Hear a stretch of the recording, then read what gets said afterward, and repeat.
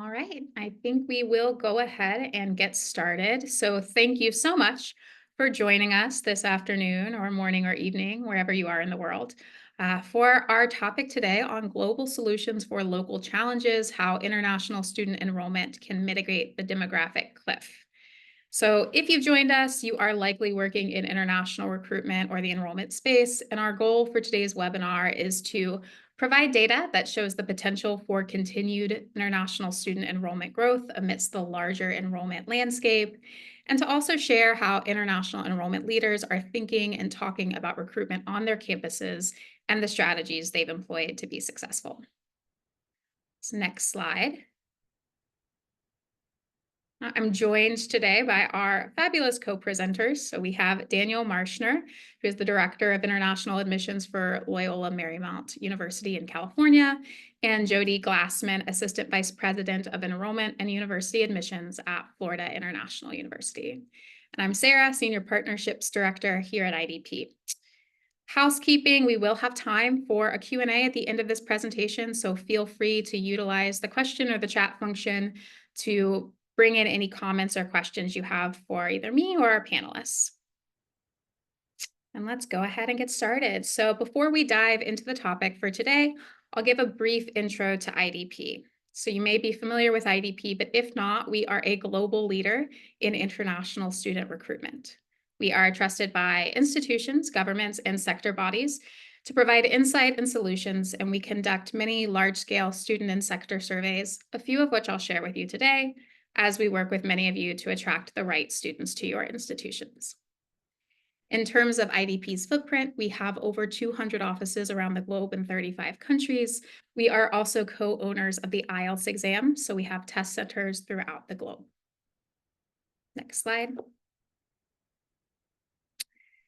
There are three main areas in which we work with our partners. The first is recruitment. We have 2,200 counselors overseas that work to support prospective international students, providing them with transparent, personalized guidance to help them choose their best fit institution. We also own and operate student search websites where international students can conduct research on institutions and where our partners can promote their university programs. And lastly, IDP possesses one of the largest data sets on international student mobility in the world, and our IQ and analytics team support institutions to make informed and evidence-based decisions on international enrollment strategy and future planning. And with that, let's jump into the topic at hand. So my role in this is to kind of give an overview of some of the data that we're seeing in terms of the demographic cliff and international student mobility trends and perceptions. So as we all are probably experiencing, it is a challenging time in the higher education landscape, with both economic uncertainty and new layers of political complexity impacting both institutions and prospective students alike. And many of you, I'm sure, have heard or are well familiar with the demographic cliff, but we wanted to provide just a quick primer of the big picture. And so the 2008 financial recession caused a sharp decline in the US birth rate, resulting in a much smaller pool of college-age Americans today. You can see this in the chart here provided by Pew Research. So this has resulted in an anticipated 15% decline in US college student enrollment between 2025 and 2029. But we know that this decline will impact institutions very unevenly throughout the country based on geography, based on institutional type. So in reference to this, in contrast to national trends, student demand is expected to grow for the nation's most elite colleges and universities. However, when we look at kind of the international student landscape from a purely demographic standpoint, it's very different in the US than to other countries that we refer to as the other top 4 study destinations, so Canada, Australia, and the UK. So what you're seeing here is a breakdown of international students as a percentage of the total higher education enrollment picture. So IDP works to support institutions and students attending all of these destination countries. And in Canada, Australia, and the UK, arguably those institutions are at capacity where they have 39%, 31%, 27% of international enrollment as a part of their total enrollment. The US has less concerns around capacity. It's only 6% of all enrolled students are international students in the US, with many institutions having the ability to recruit and support more international students on their campuses. So this next visual is a really interesting side-by-side comparison of the change in higher education enrollments from the 22-23 to 23-24 academic year, broken down by domestic enrollment compared to international enrollment. And this data is taken from both IIE Open Doors and iPads. You'll see the key at the bottom. The decline are in the lightest blue, whereas the growth rate of over 10% is in the darkest blue. And so to kind of break this down a little further, the number of international students in 44 states increased year over year from the 23 to 24 school year, all by more than 1%. 14 states had very high growth rates of over 10%, and then a few outliers saw unusually high growth rates. So West Virginia, Missouri, and Connecticut all saw over 20% growth in their international student enrollment, demonstrating that international students are expanding their horizons beyond historically popular states like California, Texas, New York, Florida, and Massachusetts. And while there remains, again, a lot of uncertainty, from a demographic standpoint, we can see there is strong growth in international enrollment across the country that lies in sharp contrast to trends for domestic students. So the majority of states, 24 states, saw declines in domestic student enrollment, while 15 states had a marginal growth rate of less than 1%, and only 12 states had a growth rate above 1%. No states in the US saw above 10% growth in their domestic enrollment volumes. Next slide, please. So then when we look at the curriculum to career pipeline, we also see that the demand for US education and employment remains strong. So the US saw a all-time growth up 7% of 1.1 and some change international students. And a lot of that growth has been driven by both an increase in OPT of 22% and graduate programs by 8%. A lot of this growth is in fields of study that are closely aligned with the US workforce, with STEM being 56% of that enrollment growth. And then, as you'll see later from our student perception survey, nearly 3/4 of international students want to remain in the US and work after graduation. Now, before I turn it over to Dan and Jody, I'm also going to end on some international student perception data taken from two of our most recent student surveys. The first being Emerging Futures, which is our ongoing survey polling prospective international students on their perceptions, key drivers, and concerns about each study destination, along with our post-election pulse survey. So we'll start with the Emerging Futures context. So Emerging Futures is an ongoing research project that we've had for a number of years at IDP, and it's a survey of prospective, applied, current, and finalized international students. So it's a 15-minute student survey administered in English and Chinese, and the last one was conducted between August 20th and September 16th of 2024. Here you can see kind of the respondent profile. So our last Emerging Futures student survey was conducted we had responses in over 114 different countries with over 6,000 respondents. And you can see the breakdown here, 42% prospective students, 35% applied. In terms of study level, postgraduate at 56%, undergraduate at 27%. And then here, the top 10 source markets, heavily represented, of course, by India and China, followed by the Philippines, Bangladesh, Pakistan, Nigeria, Nepal, Indonesia, Ghana, and Vietnam. And some of the key findings for Emerging Futures research that I wanted to pull out in relation to the topic today are primary factors in how students perceive different destinations. So as we know, kind of the trend has been over the last 5 to 10 years, students are applying to more universities and more study destinations. So your competitors are not just universities in the US, but in the UK and Canada and Australia as well. So globally and for the US, the top 2 factors in destination choice for students are the quality of education and good employment opportunities after graduation. And if we look at this visual at perceptions of study destinations, the US performs the best in the categories of most importance to international students. Again, quality of education and graduate employment opportunities. The US also leads in perceptions of value for money. Next slide, please. Lastly, on emerging futures, a great shout out to all of the work that you are doing at US institutions. When we look at current student satisfaction, survey respondents studying in the US also report the highest satisfaction of any destination, scoring a 7.8 out of 10. Additionally, current international students in the US are more satisfied with their employment opportunities than students in other destinations. So only 20% of students studying in the US said that their expectations of employment opportunities after study were not met versus 33% globally.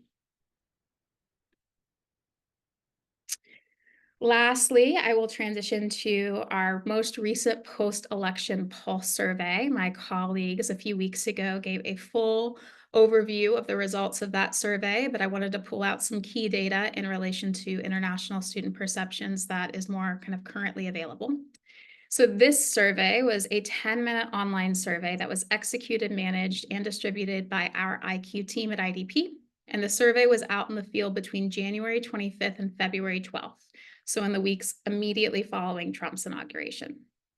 In terms of our respondent profile, we had over 1,000 respondents, and the survey was only open to students who indicated that they are interested in studying in the United States.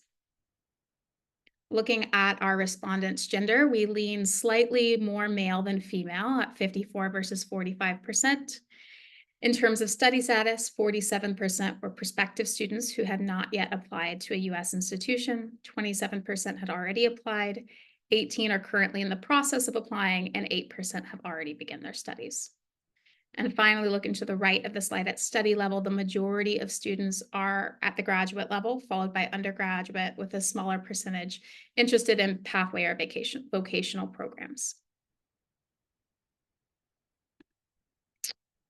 So if we look at the survey respondents by country of origin, India made up the largest percentage of respondents, perhaps no surprise, followed by China, Bangladesh, Nepal, Pakistan, Nigeria, Ghana, and Kenya.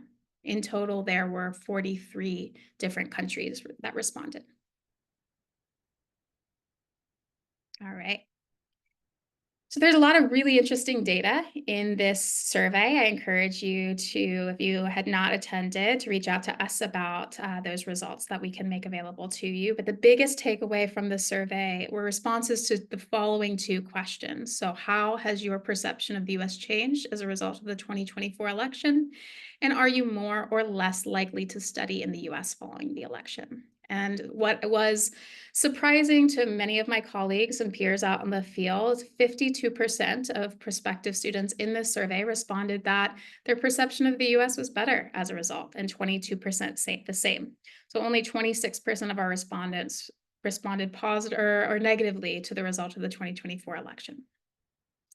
Perhaps also surprising, the question, are you more or less likely to study in the US following the election? So only 19% of our respondents said that they were somewhat or much less likely to study in the US following the results of the election.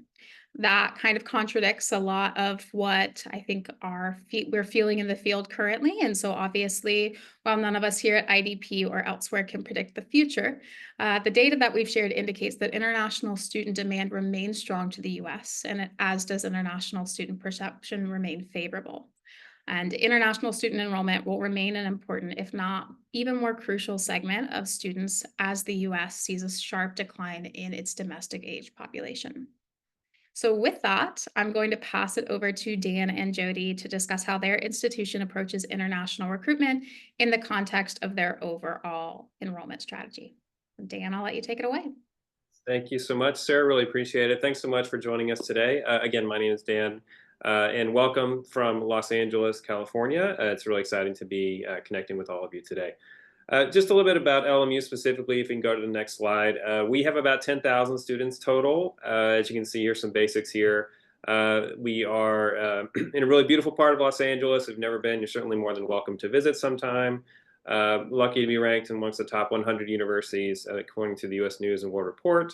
You have a really beautiful campus. It's a little bit cloudy today, to be honest, but hopefully that cloud will be drifting away here shortly, and we'll have some nice Southern California sunshine to enjoy for the rest of the day. And we are lucky to have about 10% of our students who are international, and they come from 100 different countries around the world. So that's certainly a big part of the experience, is that international student population. And then if you go to the next slide, so we are known for some specific programs on our campus as well. And so really well known for having a phenomenal film school, for obvious reasons, being here in Los Angeles. We got a lot of interest from students in that specific program, or generally in the performing arts.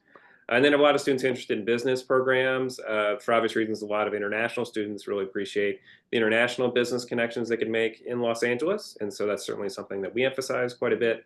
And then we do have some great programs in STEM fields as well, and engineering, computer science, and those kind of things. So just kind of give you a broad perspective of when we are talking to international students, these are the types of programs they tend to gravitate towards when they consider enrolling at LMU, when they consider that possibility. So next slide is really talking a lot about some of the strengths and weaknesses and challenges that we face and when we're working with international students. And again, we really do emphasize quite a bit that we do have really integrated work with international students into everything that we do within our division of enrollment management. So that's certainly a big strength of ours. So we do have regular meetings with the broader enrollment management division. Consider international students to be quite vital in terms of our enrollment projections, and in terms of the types of the student body we're hoping to bring in every year, whether that's the first year, the transfer, or the graduate students that come in. We do have international students that make up large percentages of all those groups. And so with that in mind, we do dedicate a large amount of resources to supporting the international student recruitment. And so, for example, I just am returning from Vietnam. I was just there, actually got in last night from that trip. And so previous to Vietnam, I was actually in Indonesia as well. So it was really great to be able to connect with students and counselors there directly. Speaking to some of the survey results as well, what I noticed in having those conversations is that generally the students specifically didn't bring up anything about the Trump administration or any policies like that to me. That seemed like the schools, the counselors, the administration at the schools are much more in tune to those things. But again, generally speaking, we didn't get a sense that the students felt any less likely or less interest about studying the United States than I would have perceived previously in having visited those places. Again, also, we really are blessed with the opportunity to connect directly with a lot of the counselor networks that we can find around the world at international schools. And that's a big part of our success in terms of working with international student enrollment. Speaking specifically of international ACAC, very excited myself to just been elected for president-elect.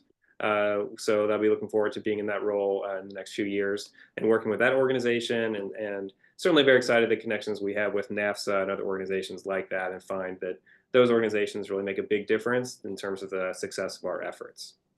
And so again, in terms of the things that really draw international students to LMU, we are, again, lucky to have some positive rankings from the US News, and in terms of specific programs that we offer. And so, for example, in terms of connecting with our Kuwaiti students who are sponsored by their government, because we are enlisted in amongst the top 100 of that US News ranking, we are able to welcome students to the campus that we would not be able to do otherwise. And so, again, that's certainly something that is beneficial in terms of working with international students and helping them to appreciate the quality of education that we offer ourselves.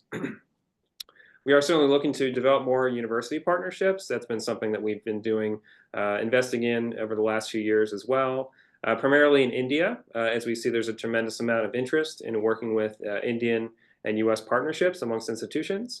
And so I'll be on my way to India in about a week as well, connecting directly with those partners, and really looking into ways that we can provide opportunities to do, whether they are pathways for students who are going from undergraduate in India to graduate schools in the US.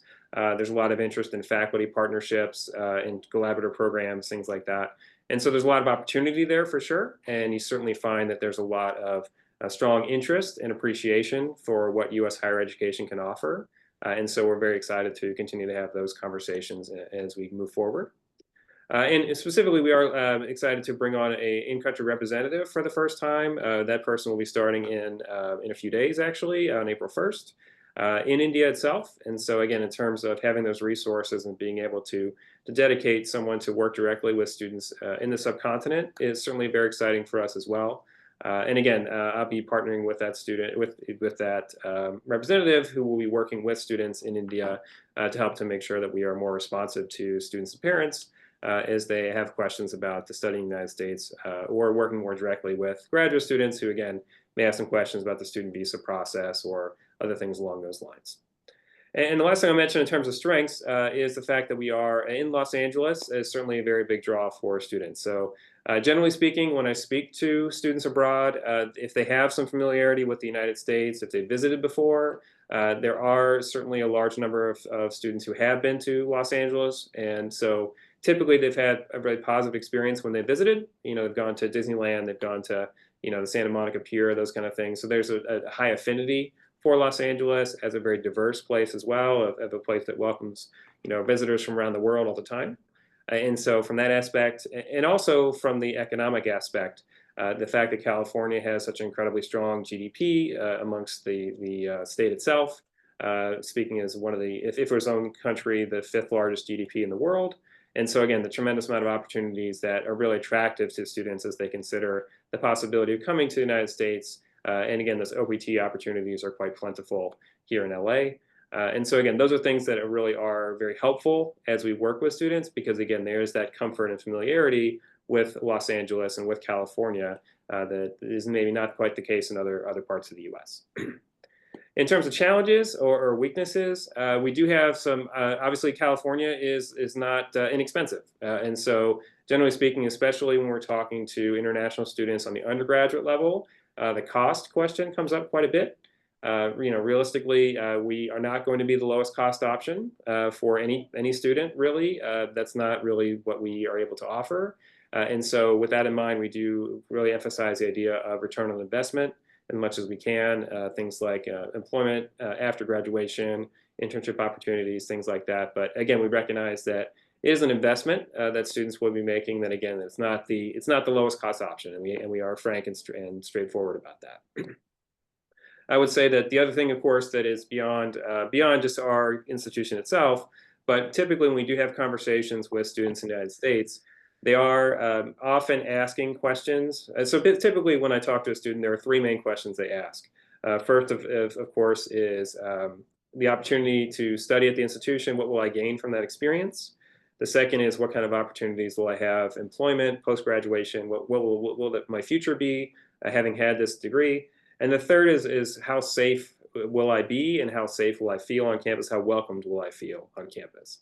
And so obviously, again, that's certainly something we do keep in mind as well. Certainly about a year ago, we certainly felt that in having conversations with prospective students, there was a lot of perception of concern around the Gaza protests that were happening on US campuses. Because again, there was the perception of safety was quite acute for families and for students, of wondering to what extent how welcome they would feel, and to what extent how safe they would be on our campuses. Of course, that varies from institution to institution, and we did not have any protests on our campus itself. But again, those conversations were coming up very, very often. Also, the conversations around presence of guns in the United States, as we're well aware, right? These are all things that often come up in conversation with prospective international students. That sense of how safe and how comfortable will I feel in terms of the experience that I'll be having on the campus itself. So as I mentioned, we are lucky to be ranked amongst the top institutions with US News and World Report. We are not part of the rankings for QS and THE globally. And so we often I feel like that transition has been quite stark over the last, say, decade or so that I've seen, where students are very actively looking at institutions around the world and not exclusively at institutions. If they're interested in going to the United States, it used to be that if you're really serious about going to the United States, that was your main focus, and it was a question of which institution in the United States would be the one that you would choose. And often we find in working with students now that they are really expanding their options more broadly. And so again, they're very much open to lots of different countries, lots of different study destinations, which again, it means that we have to be more nimble about the way that we discuss the specific experiences that students would have in the United States, but also to recognize that they are comparing us with institutions that maybe have much higher research output than we would have as an institution, for one example. And so again, we do keep that in mind, that that global ranking conversation is coming up more and more. We do have some agents that work with us on the graduate side of things, but generally speaking, we work with a very limited amount of agents as an institution. And so again, that limits the amount of interaction that we have with students locally. So for example, if you travel to India yourself as a recruiter, you know that no matter how much time you spend in India, there's many, many, many more things you could be doing that would be beneficial to you as an institution. And so having that limited amount of time for yourself as an individual is always a challenge. Again, we're trying to address that by having an in-country representative, but again, there's a lot of questions about how we could be more effective and more impactful on the ground itself. But again, we have a very limited amount of connections with agents at this point. And again, I think there's a lot of questions as well about, the questions, of course, about the Trump administration are creating a lot of uncertainty. I certainly had that perception, more so from the students, again, as the counselors, administrators. But as we start to progress over the course of the summer, I think you'll hear a lot more questions about the U.S. student visa process. And again, recognizing that, for example, some of the tools we had previously in terms of the database that would indicate how quickly one could get a student visa appointment no longer being accessible is certainly something that we're keeping in mind and kind of wondering how that will impact students over the course of the summer. The last couple of things I'll mention, again, we talked a lot about the competition with other institutions at this point as well. But again, so the benefit of being in Los Angeles are plentiful for a lot of different reasons. One of the things that we do find ourselves challenged is that there are a lot of institutions that have really strong and phenomenal institutions in Los Angeles that to some extent overshadow us, to be frank. So always trying to be able to really put ourselves on a map as one of the phenomenal institutions in Los Angeles can be more of a challenge for students. And so again, the familiarity with the city itself and not so much with us is something that we find is something we need to address constantly with students and families and counselors, things like that. So that's a really brief overview of what works for us and what challenges we face at LMU. And I'll go ahead and pass it over to Jody. Thank you so much. I feel like I'm ready to go to LMU. Let's go. Next slide, please. My name is Jody Glassman. I'm Assistant Vice President of Enrollment and University Admissions at Florida International University. FIU is located in beautiful Miami, Florida. I had to blur my background because the sun is coming right in. It's peak sun time right now. FIU has 54,000 students. We too are ranked as a top 100 university in U.S. News and World Reports and a top 50 public university, also in U.S. News. We have two main campuses in Miami and facilities around the world, including the only underwater research laboratory in the United States, located in Key Largo. And then we have world centers in both Colombia and Italy. FIU has been named as one of the top universities, actually the top, for social mobility, innovation, and student experience. We are in the QS and Times Higher Education rankings, including the impact rankings. We are a Research One university, high research activity. And in Florida, we have achieved the designation as a preeminent state research university, which FIU emphasizes research as a significant component in the university's mission. Being designated as a preeminent state research university is actually a really big deal. Here in Florida, we don't have pay state income tax, and education is funded through a variety of things, including the lottery and sales tax and tourism tax, but also through the state government and metrics. And all 12 universities have to meet certain metrics to receive their funding. And then if you meet an additional 12 out of 13 metrics, you receive a preeminent designation, and that's receive an additional slice of funding. So right now, the preeminent state universities are our flagship university, the University of Florida, Florida State University, the University of South Florida, and Florida International University. So we're very proud of that designation. We're a school that was founded in the late 1960s, and we did not open until 1972. So we're very young and have come so far. So being located in Miami, the multilingual, multinational city, puts the I in FIU. And we leverage being at the crossroads of the Americas as a part of our curriculum and part of our students' education.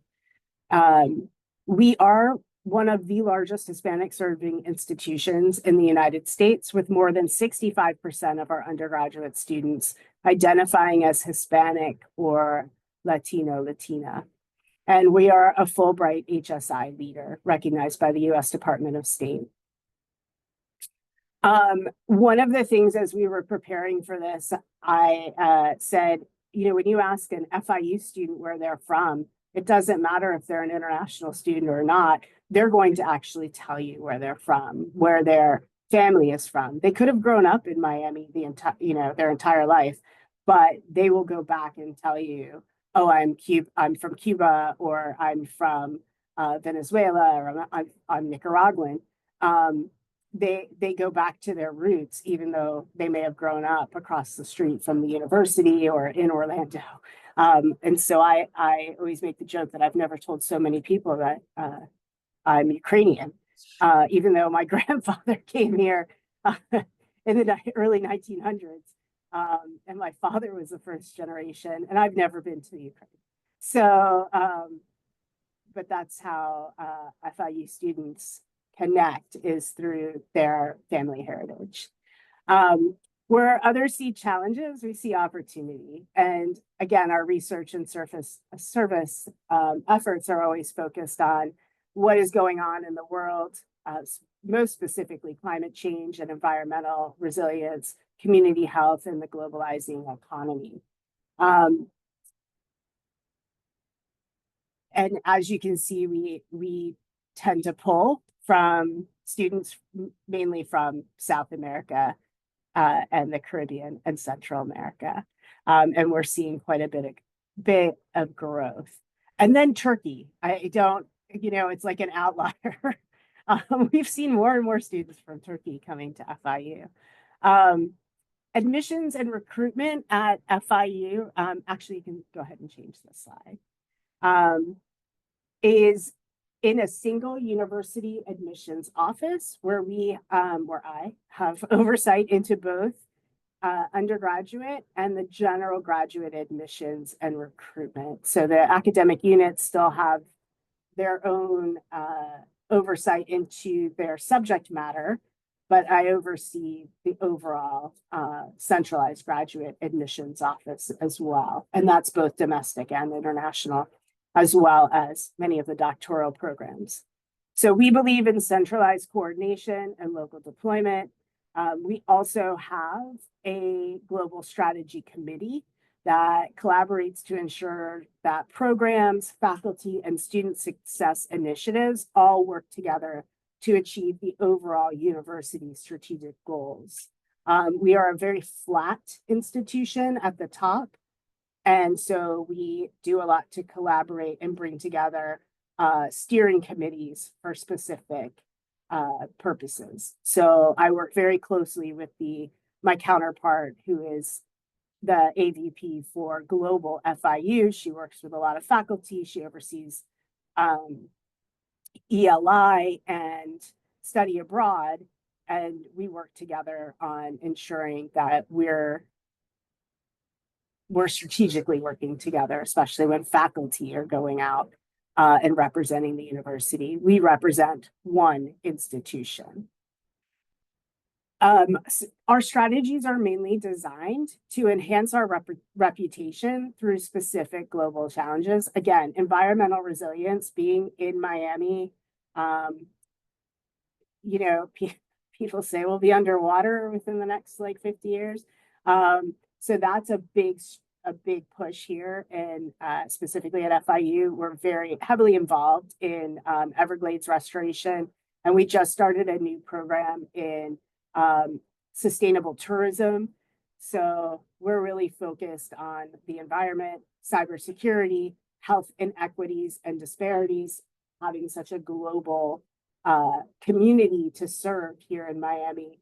These are very important programs. And so to enhance academic success, that's another strategy through our programs, such as our campus culture of social innovation and support services. When Daniel was talking about, LA and what they offer at LMU and rankings, and I was like, we have all these rankings, and we're most proud of being #1 in food at Florida International University, because we believe that we have this this community on campus that is brought about through having the community outside of campus of Little Havana and Little Haiti and all of these this international culture. Where bringing people together through food is very important. It's a very important part of our campus culture. And so we have a lot of shareable spaces and gathering spaces for people to eat, and also, of course, enjoy. Cafecito is also a big part of our campus culture here. One of our biggest challenges, at the undergraduate level, specifically at incoming FTIC, especially within the last 5 years, the state of Florida requires SAT or ACT. I was never so happy as to see my friend Scott Smith take over the college boards. I love Clay too, but the international college board and what he's doing and all his trouble, because and the SAT going digital because it makes it more accessible for a lot of students. And I'm happy to see that many schools are going back to requiring exams, and Florida is not on an island of its own, because that has been a huge challenge, I think, for all 12 state universities, is being, the outlier for a long time requiring standardized tests. And I know what a challenge it was, especially in countries that were an unrest. And I always remember the sweet tennis player we have that had to go to Georgia to take her SAT, and I felt awful. And there was no way, because it's actually written into a state law here. It's a statute. So now I think our challenges are going to be overcoming program perceptions and the priorities. It's more of an internal struggle, priorities within institutional priorities. Everybody wants to think their program is, and they are, everybody's special and everybody's important.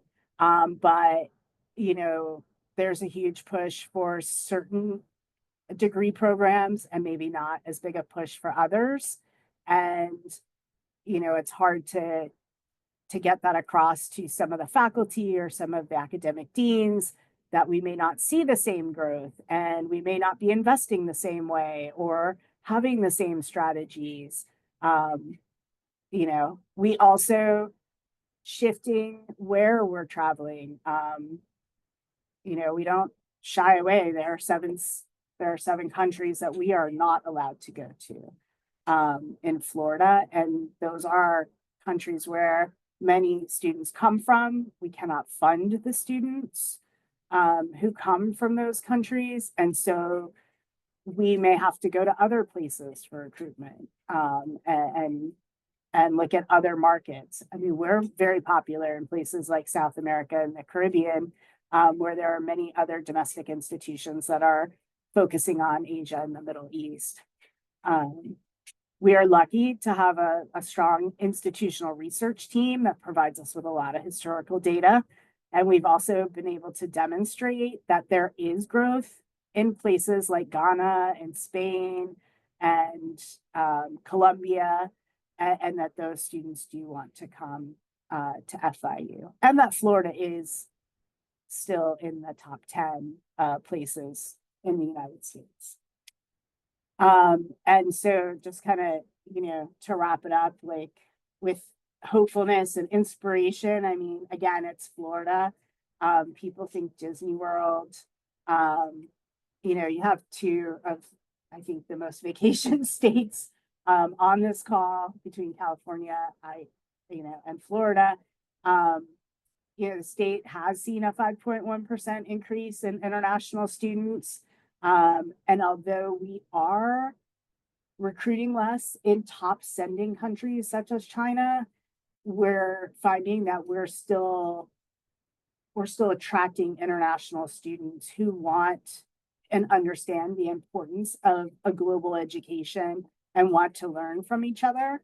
And I think to me, that's the important piece of the puzzle, is that we are providing, and I think LMU as well, we're providing institutions, regardless of where they're located, but institutions that have been built around traditions brought over from other countries. And so we have this groundwork already set, and we have created places of belonging for international students to come and thrive and find places of belonging. And so I'm really excited. I'm excited to welcome our next class and see where they're from. So Sarah, All take it right. away. I see there's a lot of questions. There They're are. all for you. And thank you both so much for sharing your perspective. I was laughing when you shared a bit of our conversation about the question on where's home for you, or where are you from.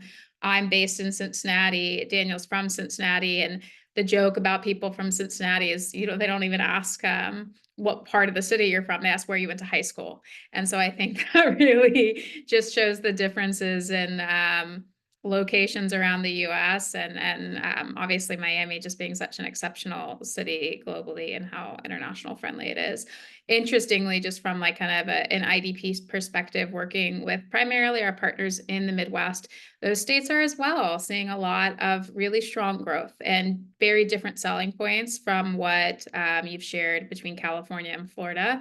But affordability, safe campus environment, strong ROIs, cities that have talent shortages and therefore sometimes more OPT opportunities with less competition, all being significant drivers on states that are kind of not as perceived as like key Florida, Disneyland, sunshine, beach locales. So really interesting feedback, and thank you both for sharing kind of your perspective at your institutions. We have a lot of questions focused on kind of the challenges in political environment. So I think I'm going to start with the one that is not. It's very kind of specific. I think references Dan's use of in-country representatives, which we are seeing more and more partners utilize. A question on whether you work with an agency, or what kind of how you've set up your in-country rep at LMU. Yeah, absolutely. And I think it's consistent with a lot of other institutions as well. We do work through a third party. They're called SEED, SEED, in India. They've been mostly focused with a lot of partnerships with us in terms of graduate partnerships with Indian institutions, things like that. Our vice provost from enrollment management, our dean of the College of Science Engineering, have traveled to India a couple of years in a row to meet with their counterparts. And again, SEED was instrumental in helping those activities take place. But realistically, we felt that was a much easier option than trying to go through some of the legal logistical challenges of actually hiring someone ourselves and have them based abroad. And Jody, does FIU utilize any in-country reps currently? We are a Shorelight partner, so they use in-country reps, but for other recruitment, no. Yeah. Okay. Thank you for sharing. All right. I will kind of start to tackle some of the questions around, mostly around the challenges, and some revolving the or about the surveys. So one of the first questions was a question on the I believe a question on the survey respondents from the post-election pulse survey. All of our survey respondents are students that are currently kind of in our working with IDP streams. So they're in countries in which IDP has a physical presence on the ground. So a lot of those respondents are coming from countries where we have offices, and are students that are being counseled by our teams overseas. So that's where those results are being drawn from. We unfortunately at this point in time do not have an in-country presence in Latin America. We're hopeful. I think one of the things, the question is kind of highlighting if that influenced, the types of countries kind of influenced the responses. And Dan and I were in California a couple weeks ago for our California advisory panel. And I think the survey responses to me really illuminate that we have to keep in mind that our kind of experiences and perceptions are rooted in our lived experience being Americans within the US day to day, and that our international students are coming from very different political contexts and environments, and what they perceive and the way they perceive kind of changes within US government administration is often very different from kind of the way we perceive it or kind of our lived experience on the ground. And so that kind of is what that drives home. On the next question, it's essentially, do we anticipate, given a lot of the political uncertainty, and there's kind of highlights to decreases in funding for research, potential for travel bans, restrictions, and all types of some of the changes that we're seeing in higher education, do we anticipate an international student cliff in the next few years? And I will kind of turn it over to Dan and Jody on your thoughts before I give my own. You want to take this easy question, Jody? Or okay. Very easy question. Go ahead. Okay. I think so. First of all, I mean, obviously, I think these are all relevant concerns. I certainly do appreciate the again, the uncertainty that's created with all the things that were mentioned there. Specifically, I just want to mention in terms of the term cliff. The most important thing to note is that yes, there's a demographic cliff in the United States. Yes, there are declines in birth rates around the world. But generally speaking, to what we were speaking about earlier, there's still a huge amount of interest in university study that is not being met. For example, the amount of Indian high school graduates who are looking to continue their degrees, whether they go through undergraduate or postgraduate degrees, that are not being met in country continues to grow. And so the demand for education around the world continues to increase. Yeah, I think you're going to see that is not going to be a concern from the demographic perspective. The amount of students who are interested in continuing to explore those opportunities, whether they're in the United States or around the world, will continue to grow. I think the real question is, will the U.S. be perceived as what the survey results were indicating before, as still an ideal destination for students to continue their education? That's a much different question than, is there a demographic cliff to be worried about? Again, I think there are certainly reasonable concerns from students as they're perceiving all these different things that are coming out. But again, I think the other reality is that we are certainly still understanding what the real impact will be. And again, I think that the real questions will continue to be the case as we go through the next few months, as we see, questions about how comfortable or how easy it is to be able to get a student visa appointment, how that whole process goes for students now, how many of them will feel comfortable coming to the United States. Again, just from my perception, having landed last night, I did note, and having coming from abroad, that things seemed like there was a more rigorous review process for most visitors. But it was not the case that the flights were empty by any stretch. People still wanted to come. It just seemed like there were some additional steps that were going through the vetting process for any visitor, certainly with any kind of visa holder as well. I don't know if you want to add anything, Jody. I just think we need to be really good about listening to the student.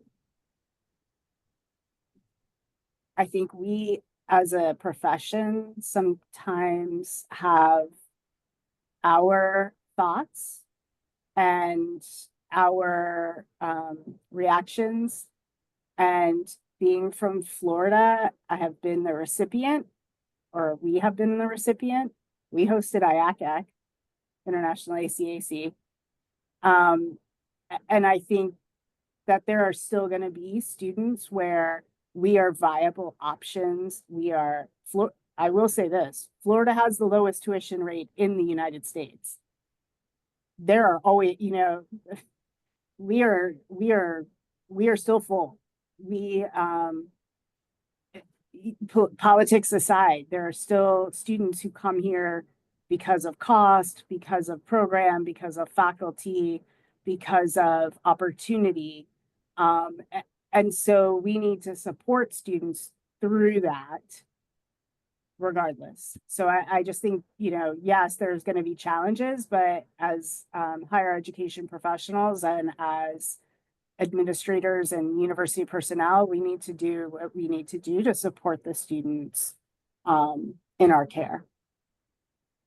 Yeah, absolutely. And to kind of close that out, I think one of kind of the more enjoyable, but also equally more challenging aspects of this field, and one of the reasons that I love it is incredibly dynamic. As we can see, abrupt changes to economics in currency devaluation in Nigeria, or changes in sponsorship programs in the Gulf, changes in geopolitical relations really impact flows very quickly in different ways. But there is a resilience within international students, and as you've kind of pointed out, continuing demand throughout different political administrations, throughout economic crises, throughout a global pandemic.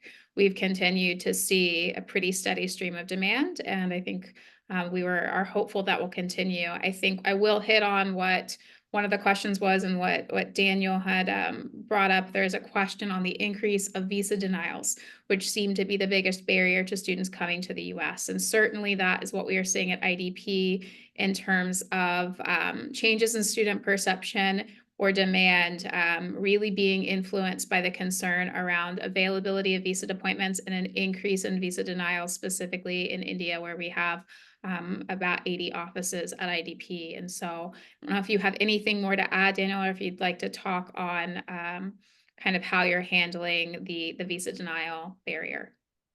Or Yeah, if no, you're again, campuses to begin with. yeah, I mean, again, I think certainly that's a legitimate concern as well in terms of the accessibility for visa appointments, and we certainly have had students who have unfortunately not been able to be successful in their first visa interview, but then continued on and been persistent and achieved it on a future visa appointment. We are flexible in terms of receiving graduate, or especially on the graduate side, deposits from students, and being flexible in terms of being able to refund those if a student who is not able to attend because of a student visa denial. So I think, speaking to Jody's point earlier, I think you have to be realistic about, yes, there's the macro perspective, but for individual students themselves, I think being really responsive to their specific circumstances and trying to be flexible and understanding when, especially, it's one thing to not penalize isn't the right word, but to say, we've given you all the information that you need and you've not done what you're supposed to do.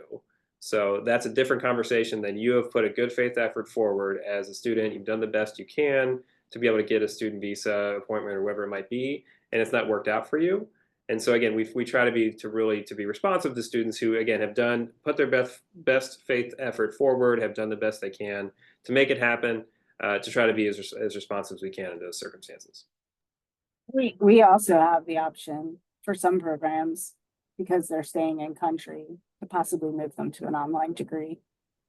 So, or defer them. We've been working with some students to defer if they, think they might be able to make it the next semester, or, so like Daniel said, you have to be flexible. You can't draw a line in the sand.